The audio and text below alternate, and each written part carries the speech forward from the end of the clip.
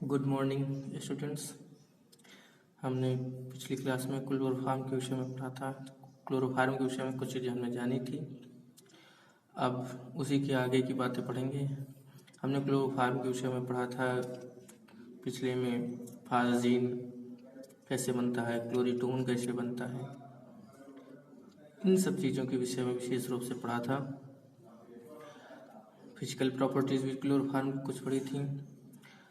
अब उसी के आगे जो उसके केमिकल प्रॉपर्टीज़ हैं, रासायनिक गुण हैं, उनकी बात करेंगे। ठीक है। पिछली बार हमने ये भी जान लिया था कि क्लोरोफार्म को गहरे रंग की रंगीन बोतलों में क्यों रखा जाता है, क्या रीजन है, उसमें एथिल अल्कोहल कुछ मात्रा में क्यों मिलाया जाता है, इन चीज़ों को भी पढ़ा था। तो आज उसी के आगे फिर से शुरू करेंगे। ठीक है। तो आज में पहला नंबर हमारा होगा, रिएक्शन किससे है? नाइट्रिक अम्ल से, HNO3 से अभिक्रिया। ठीक है। नाइट्रिक अम्ल से अभिक्रिया होती है तो क्या होता है? देखिए, नाइट्रिक अम्ल लिखा हुआ, इसको हम नाइट्रिक अम्ल को थोड़ा सा चेंज करके भी लिख सकते हैं। कैसे? इसको HONO2 भी लिख सकते हैं। फायदा तो नाइट्रिक अम्ल ही, बस इसका 3 ऑक्सीजन थे तो एक ऑक्सीजन को इधर कर लिया तो HONO2 कर लिया। ठीक है। तो देखिए, क्लोरोफार्म को आप जानते हैं CH-Cl3 होता है। तो हमने क्या किया, Cl को 3 Cl थे, ये कार्बन हुआ, 3 Cl को हमने ऐसे जोड़ दिया, एक Cl ऐसे, और ये H ऐसे कर लिया।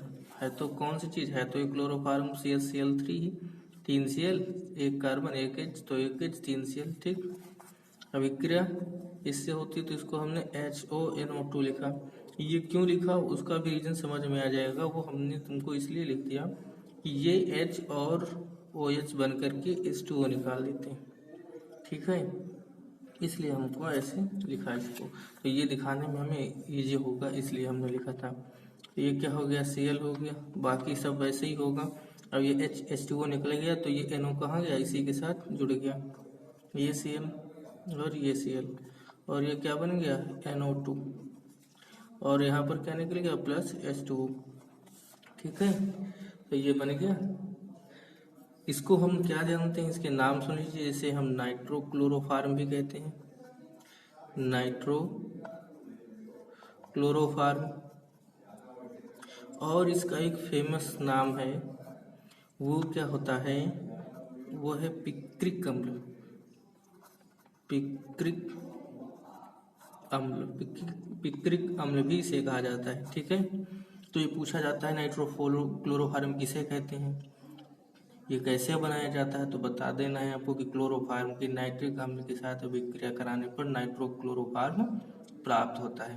ये आपको लिखना है, जिसे क्लोरोपिक्रिन, जिसे पिक्रिक अम्ल भी कहते हैं। ठीक है। इसका उपयोग क्या होता है वो भी सुन लीजिए। उपयोग है कि नाइट्रोक्लोरोफार्म यानी कि क्लोरोपिक्रिन होता है।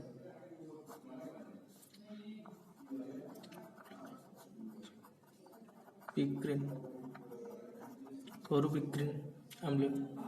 ठीक। क्लोरोपिक्रिन अम्ल का यूज क्या होता है? तो यूज इसका किस में है? एक तो होता है कीटनाशक के रूप में भी कर लेते हैं, और अश्रु गैस के अवयवों के रूप में भी इसका प्रयोग करते हैं। ठीक है।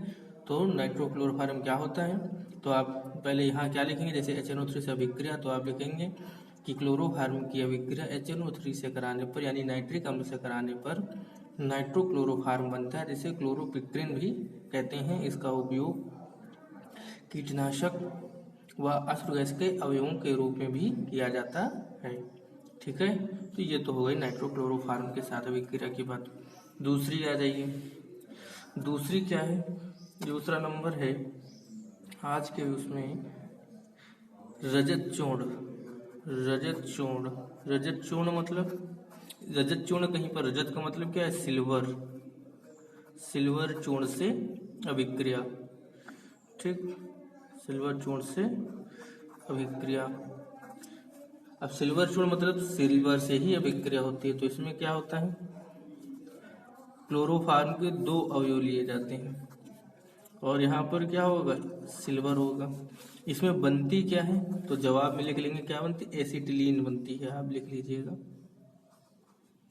एसिटिलीन, एसिटिलीन बनती है। यानी कि ये दो CH, एक कार्बन है ये CH, आपस में CH double bond triple bond CH के रूप में जुड़ जाएंगे, CH ट्रिपल बॉन्ड CH, ठीक है। अब इसीलिए इसको 2 से गुणा किया जाता है, क्योंकि कार्बन चाहिए 2, क्योंकि एल्काइन कम से कम 2 ही कार्बन की बनती है एसिटिलीन, और 2 है, और 2 3 6 Cl होंगे। अब 6 Cl होंगे तो 6 Ag लेने पड़ेंगे, तो यहाँ पर क्या निकल जाएगा 6 AgCl, ठीक, 6 AgCl बन गया। ये क्या बनेगा, एसिटिलीन। यह इंपॉर्टेंट रिएक्शन है, आप याद रखेंगे। रजत चूर्ण से अभिक्रिया एसिटिलीन गैस बनती है, ठीक, ये हो गई। अब इसके बाद ये इम्पोर्टेंट है, ये पूछा भी गया, ये भी ये क्लोरोफॉर्म का जितना पोर्शन है वो सब लगभग इम्पोर्टेंट है, ठीक है, तो सब याद होना चाहिए। तो ये उसका हो गया। अब अगला नंबर तीसरा किसका आता है, और तीसरा भी बहुत इम्पोर्टेंट है। वो क्या आ रहा है, इस अभिक्रिया का ही नाम है कार्बिल एमीन अभिक्रिया, ठीक है, कार्बिल एमीन अभिक्रिया। इसको समझिए, कार्बिल एमीन अभिक्रिया क्या होती है, ठीक। इसका एक दूसरा भी नाम है, इसे आइसोसाइनाइड परीक्षण भी कह देते हैं, आइसोसाइनाइड टेस्ट यानी कि परीक्षण, ठीक। तो इसको समझिए। तो इसमें होता क्या है, किसी प्राथमिक एमीन या एनिलीन, प्राथमिक एमीन मतलब RNH2 की क्लोरोफॉर्म और एल्कोहली KOH, यहाँ पर हम लिख देते हैं शॉर्ट में ALC। इस ALC का मतलब एल्कोहली, एल्कोहली KOH किसी प्राथमिक एमीन की क्लोरोफॉर्म और एल्कोहली KOH के साथ अभिक्रिया कराने पर एक दुर्गंध युक्त पदार्थ बनता है, ठीक, जिसे आइसोसाइनाइड या कार्बिल एमीन कहते हैं। तो देखिए बनने वाला क्या है, तो एरो का निशान हम यहाँ से लगा लेते हैं, ये आगे आप लोग कर लेंगे। तो यहाँ क्या बन जाता है, ये हो जाता है RNC, यानी N डबल बॉन्ड, ये C आपको आइसोसाइनाइड पिछले देख चुके हैं वो, और क्या बन जाता है, अब देखिए यहाँ पर है क्या, RNC बन गया। अब Cl भी है, तो Cl क्या हो जाते हैं, इसमें निकल जाते हैं 3KCl निकल जाता है, ठीक, 3KCl।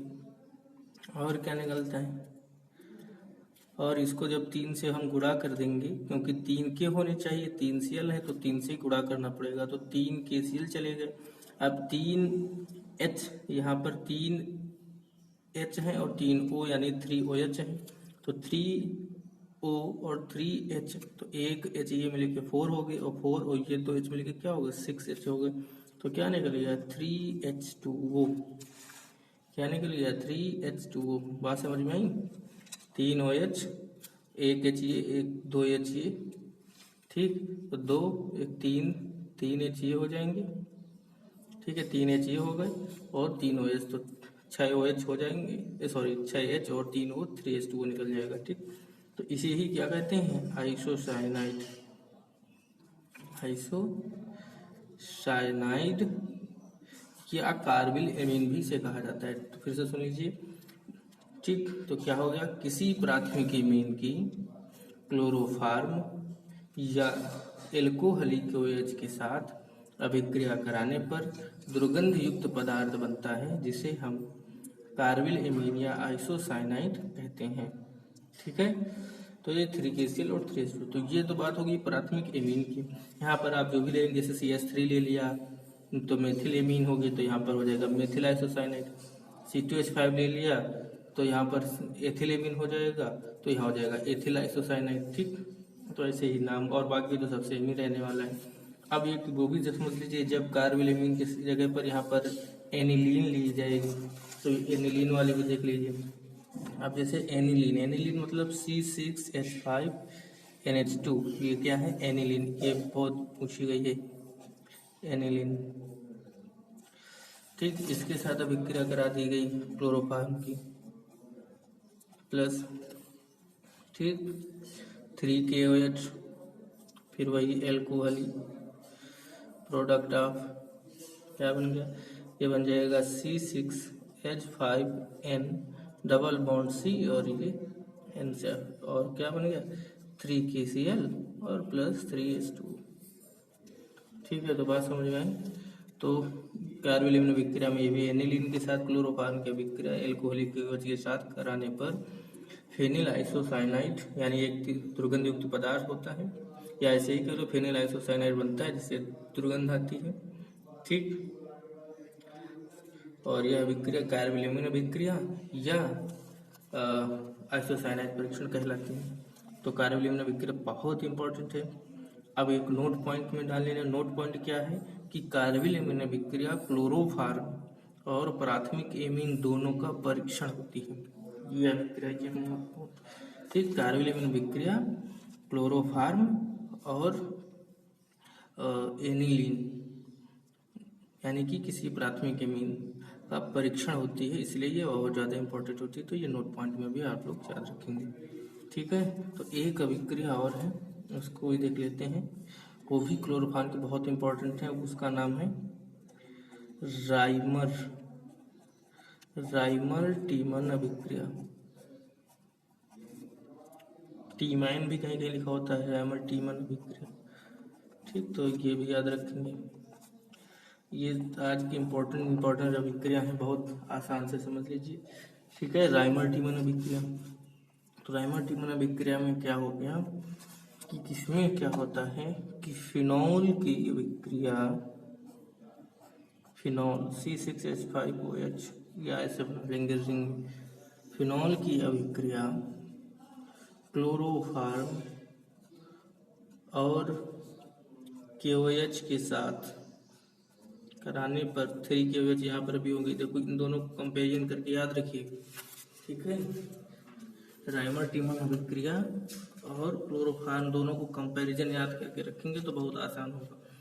क्लोरोफॉर्म के साथ KOH की उपस्थिति में 340 केल्विन टेम्परेचर पर कराने पर ortho hydroxy benzaldehyde, ortho hydroxy यानी OH ये हो गया, और इसकी इस कार्बन पर यहाँ पर क्या जुड़ गया, CHO समूह जुड़ गया। ठीक, CHO आ गया, आर्थो हाइड्रोक्सी बेंजल्डिहाइड बनता है। ठीक, आर्थो हाइड्रोक्सी बेंजल्डिहाइड। ठीक, CHO C6H5 CHO को क्या बोलते हैं, बेंजल्डिहाइड। अब आर्थो पोजीशन पे इसलिए आर्थो हाइड्रोक्सी बेंजल्डिहाइड। ठीक, ये हो गया। और क्या बनता है, और फिर वही 3KCl चला जाएगा और 3H2O चला जाएगा। ठीक, ये चीज़ें बनती हैं, तो आपको ये चीज़ याद रखना है। ठीक है, तो ये आपका हो गया, सॉरी 3H2O नहीं, हाँ 3H2O। ठीक, तो ये हो गया। तो अब आगे इसमें एक चीज़ और समझ लीजिए क्या है, एक नोट पॉइंट इसमें आप कर लेंगे कि आर्थो हाइड्रोक्सी बेंजल्डिहाइड को सैलिसिल्डिहाइड भी कहते हैं,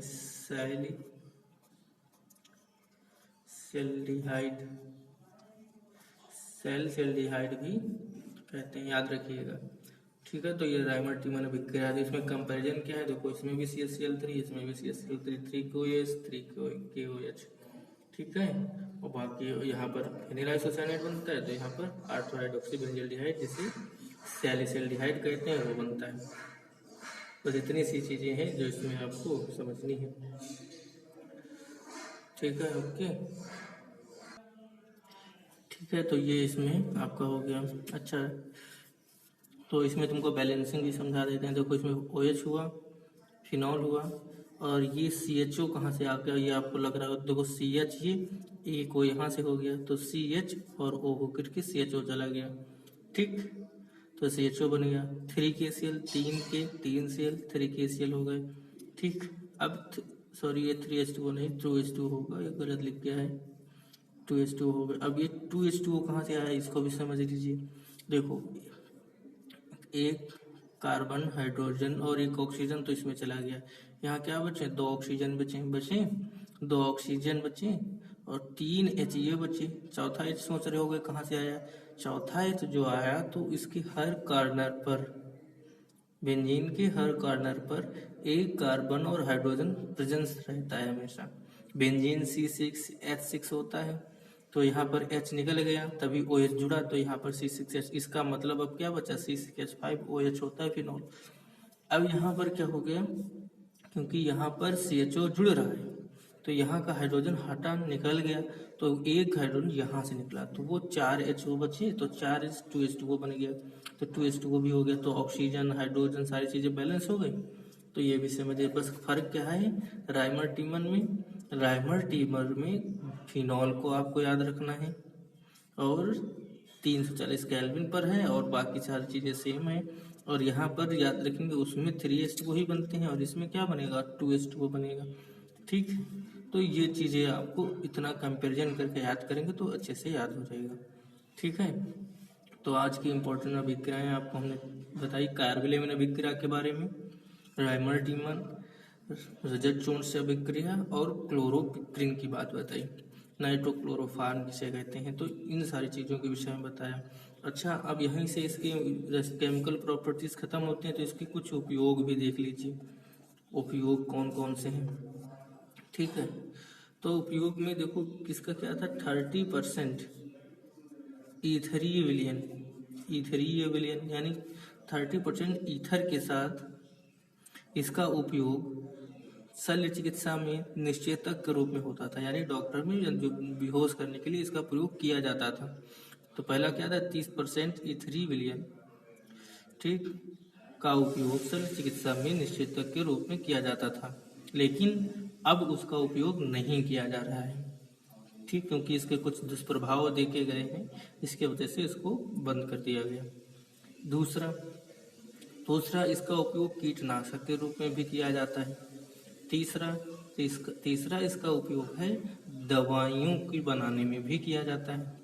और चौथा एक उपयोग जो है इसका, जो आजकल के दौरान में फ्रेयान के निर्माण में किया जाता है। ठीक है, फ्रेयान बनाए जाते हैं जो प्रशीतक के रूप में काम करते हैं, यानी मतलब ठंडा करने में, जैसे फ्रिज में गैसों के रूप में भरे जाते हैं ना, तो ये चीज़ें इनके बनाने में किए जाती हैं, एसी में भी। तो फ्रेयान के निर्माण में तो 4 उपयोग है। पहला 30% ईथर की विलियन में, इथरीविलियन में शल्य चिकित्सा में निषेधक रूप में किया जाता था, जो कि अब नहीं किया जाता है क्योंकि इसके कुछ दुष्प्रभाव हुए हैं। और दूसरा कीटनाशक के रूप में, तीसरा दवाइयों के निर्माण में, चौथा आप याद क्या कर लेंगे कि वर्तमान में फ्रेयान के निर्माण में भी किया जाता है। ठीक है, तो आज के लिए इतना ही। Thanks for watching. अब मिलते हैं नेक्स्ट वीडियो में। ओके।